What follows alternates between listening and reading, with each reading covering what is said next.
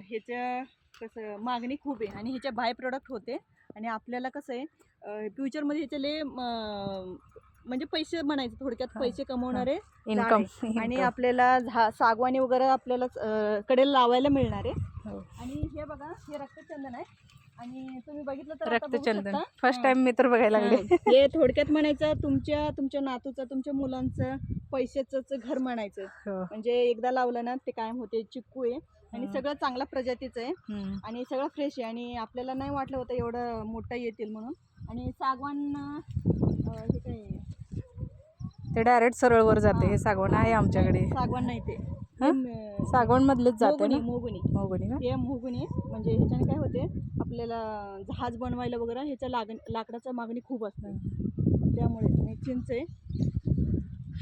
चिंच दाखवते. चिंच पण मागणी चांगलं आहे. आणि चिंचचं कसं असते एकदा लावलं ना ते कधी का औषध मारायचं नाही किटकिट काही फवारायचं किटकिट नाही आणि पाणी कमी असलं तरी पण चालते. आणि चिंचचं पण एक 7-8 एकर व्हायला लागले.